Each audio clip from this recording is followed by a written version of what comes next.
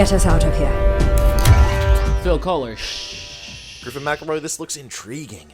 It is intriguing. It's spy time. Our spy organization has been dismantled from the ground up. A lot of KIAs. We got 72 hours before Incognita shuts down. We need to put this spy team back together and do some missions and become better spies and better friends. Oh, that sounds wonderful. This is Invisible Ink. Yes. Which has been in early access for quite some time, but this is not early access. This the is final late version. final access. So here's how it works. Kind of got a roguelike thing going for it. Your runs will start with you picking a two-person team from the agents you've unlocked, the programs you've unlocked, and those will sort of give you special bonuses in the field. Each character has different starting items and augments and different stats, and sort of like FTL, you will find upgrades and new items as you play through the game. Once the 72-hour clock is finished, you will complete a final super challenging mission. Sort of like FTL is a pretty good way to draw me in immediately. Yeah, exactly. Before you go on a mission, you can pick from these missions on the map, and you can get sort of a cursory glance at what you're going to be going up against and what you can expect to receive if you complete the objective. So this, I found a detention center, and I'm hoping to get a third person on my spy team.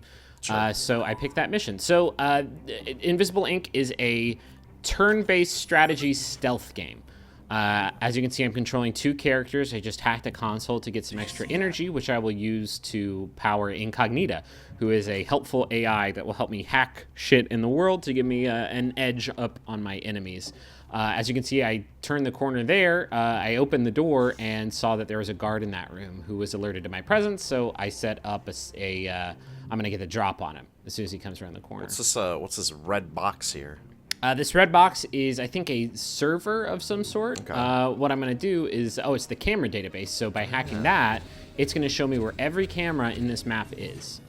So by using the spike and breaking a firewall, it consumes power, which I get back every turn thanks to a special perk I picked up when I was starting the game. And I can also get power by hacking those consoles.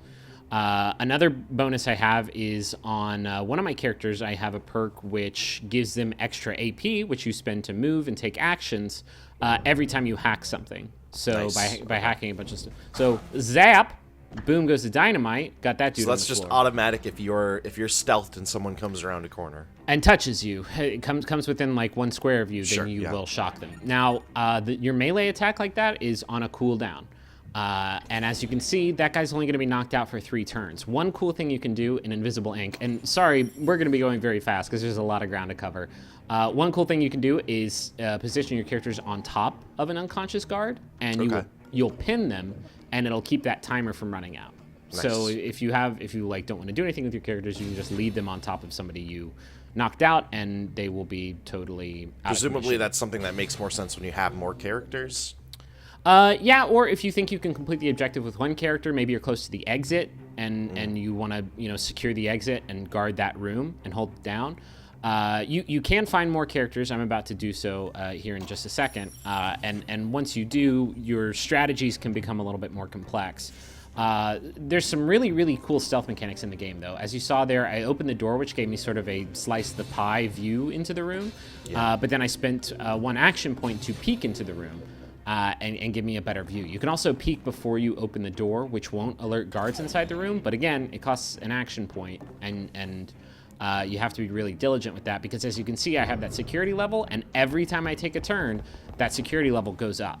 And every 5 points it goes up, the security level increases, and as the security level increases, bad things happen. More guards show up, more cameras get activated.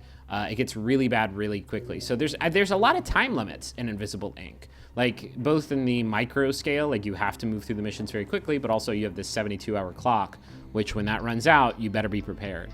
So how is because there's a lot of complex stuff that's going on here, seemingly. How's the controls? Like, very, very simple, point and click with a few like hotkeys on the keyboard to help you do things like change characters and end your turn.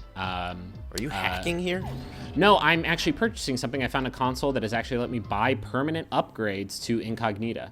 So there I just bought one that gives me extra power every time I start a mission, which is pretty cool. Incognita can be upgraded just like every other character in the game. It's a pretty neat system. So here I've just opened this door and found a guard who I then scouted routed to find out his patrol route. So that's another thing you can spend action points on. Now I know that this guy's going to turn around and walk in a straight line backwards, and because I'm hidden, which I can tell I'm hidden thanks to like a very handy XCOM-esque sort of symbol, whenever I push myself against the wall, I know once he walks that way, I can spend my next turn getting behind him and shocking him.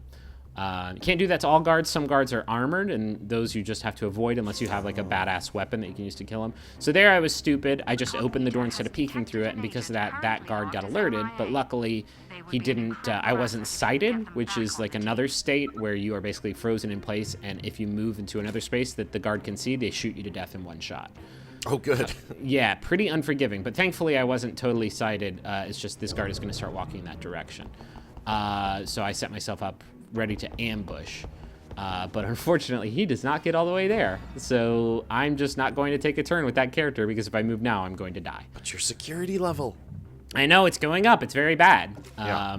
But luckily, I just found my objective. I found the detention chamber. So I just know I need to get in there and rescue them. And I need to use this character to get in that room and give this guy the old RKO. Just take him right down. RKO out of nowhere. That's amazing. It's pretty brutal. Once you down a guard, too, you can steal things from them. And you don't have to down every guard you see, but you can loot them, which is pretty great. And I found a safe. Got some It's interesting, too, that primarily it seems like you're using non-lethal stuff. Is there ever actually the option to kill guards that you've seen, or is it? So yes, you can get guns, you can get ranged weapons, and those will certainly help you out of a sticky situation. However, they make a lot of noise, so you're going to boost your security level pretty dramatically. Other guards are going to hear you. There is a like sight and sound system for guards in the game. This is another cool mechanic. When you're pressed up against a corner, you can peek around the corner, kind of like you peek around a door. And thank God I did that, because I found a guard.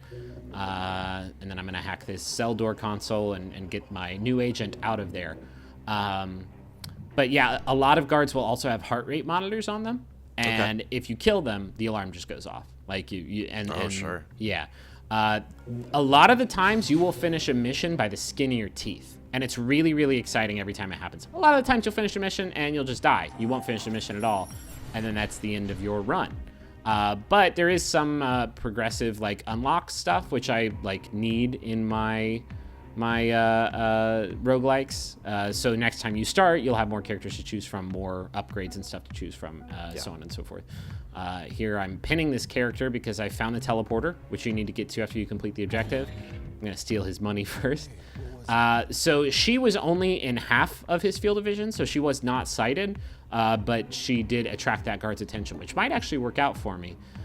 Here I went to go in for the ambush, but it's still recharging, so that was stupid. Oh, no. Because now I put myself in a pretty vulnerable situation. Yeah. The security level is about to pop off, though, and once that happens, things are going to get bad quickly. Oh, he didn't turn around. That's you got so lucky there that he didn't turn around. Yeah, the jig would have been up, as they say. So here I have this new character. Problem is, she does some cool stuff. She has her own like stat array. She is good at a stat called Anarchy, which actually helps you like pickpocket and get more stuff when you loot things from guards. It also lets you use like explosives and crazy like traps. That you can place down. So here I found a captain I forgot to loot. I'm going to take his money, and he's got a security pass card.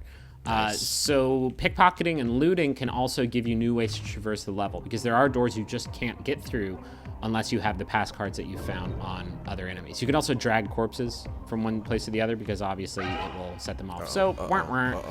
I did a bad job because I left her basically right out in the open, and she is screwed. I don't have any ranged weapons to take care of that guy with. There's nowhere she can move. Sort of a chess-based system where like she's in checkmate right now. There's no square she can move to right now that isn't within his line of sight. And by moving into another square within his line of sight, she is going to get shot to death. Which was a system I was still wrapping my mind around, obviously, because I tried to do it. No. And she got shot to death. So Banks, I hope you're glad that we rescued you, because now you're dead. But there's a rewind system. So how many turns back does this take you? It takes you back to the beginning of your previous turn.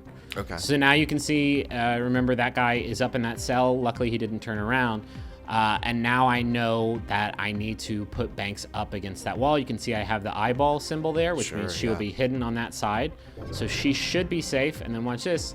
That guard is just going to walk back. Didn't see her. Yeah. So now she is secure. I just got to hack those cameras to give myself an escape route and get the hell out of here. This is level 2. Like they do not waste any time like getting you into the shit, like throwing you directly into the briar patch, which I'm gonna loot this guy again for the second time. I really like the game has like a very brief tutorial that actually explains a lot of its systems very carefully. That guy woke up. That's terrible news. But luckily, Decker is not in his line of sight yet, which means he can move right there and Randy Orton his ass.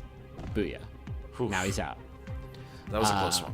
It was extraordinarily close, and I'm looting him again. I just keep getting deep in this guy's pockets. So yeah, the game drops you in with this tutorial, and then like it gets really real very quickly, which I guess makes sense because you're going to be repeating this 72-hour loop like a lot. The campaign is only going to last you like, I don't know, maybe an hour or two, and then you will finish it or die, and then it's on to the next one. Interesting. Yeah, so also the levels are randomly generated every time you play them. Yeah. And the selection of levels will be randomly generated. Here I'm going to knock this guy out again, just to re-up that clock. It's kind of overkill. I didn't need to do it, but I was feeling vindictive. So it looks like I'm seeing 4 teleporters. So is 4 the most characters you can have out on any single mission? I think so. I haven't actually found a 4th character yet. Sure. I'm nearing the end of my first campaign. Gotcha.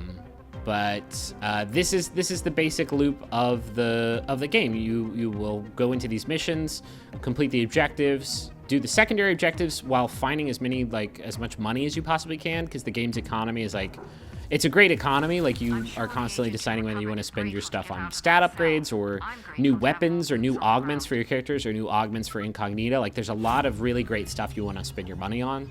And to me, that's like, I don't know, the best thing you can do for a game like this is make money like actually totally worthwhile. Yeah, absolutely. And they have done that really well in this game. So this seems cool. I really like the art style too. Like yeah, it's cool, and the animations are really neat. Like the melee attack animations are pretty sweet. So between missions, you also have the choice of purchasing some stuff from Monster. Here is a portable server. It's kind of cool. It'll give you extra power. You actually place it down on the field, but you have to actually pick it back up, and it'll give you extra power. But I do not have enough money to do that, so I will not be buying Monster that. with a 3. Yeah, that's how he lets you know that he's like cyberpunk. So I have just a little bit more video here of a mission I barely got out of. As you can see, I'm kicking it off. I've completed the objective. I'm just trying to get out. I've got a character pinning one enemy and another character pinning another enemy. What was your objective here? I had to steal something from a vault, but the vault had a pressure plate, which like boosted the security level as soon as I picked it up, and I was not ready for that. I did not have anybody securing the teleporter room. No. Yeah, and that's like really good. That's actually really solid strategy. Like you have to have an exit strategy, or else you're gonna find yourself in situations like this that I really just lucked out of getting in here, because everybody now knows exactly where I am, and every guard is now heading towards the vault, which means they're headed directly in my direction. There's a heavily armored guard, which I wasn't able to knock out. This guy just woke up and knows where I am, and he is just around the corner from all of my different characters. As you can see, I can't see the person who has that red line of sight that's coming through that door, but I can see his line of sight, so I know somebody's through there. Yeah. So I have to figure out a way to get all 3 of my characters to that teleporter without getting sighted and shot to death. So what I'm going to do is move him right there and then just shut the door in that guy's face. Nice. And allow me to get up to the teleporter. Oh gosh, this really is going to be by the skin of your teeth, isn't it? Yeah, right. Like I have enemies at the gates on all sides, and am just like barely gonna get through this thing. It's kind of cool. I dig when a turn-based strategy game like this can still feel this tense. Yeah, it's very XCOM-like. So Banks, I'm just gonna sprint with, which is really risky because it makes a lot of noise. So as you can see, 2 different guards got, like, those 2 guards now know where I am exactly. So as soon as they come through here, I am a dead person. But I do some really, listen, I don't mean to toot my own horn. I do an amazing spy maneuver here in just a second. So this guard opens the door, but he doesn't enter my combat field, so I'm screwed because I can't get to him to shock him. But what I can do is I just shut the door in his face. Number one spy maneuver. Set up that character. I literally just shut the door in that guard's face. He's like, well, okay, I guess it's all cool. Mission accomplished. It's a really great game. Its take on stealth is like really, really clever. But yeah, it's out now on Steam. If you like the rest of Clay's games and you like a good stealth game, this is gonna do it for you. I dig it.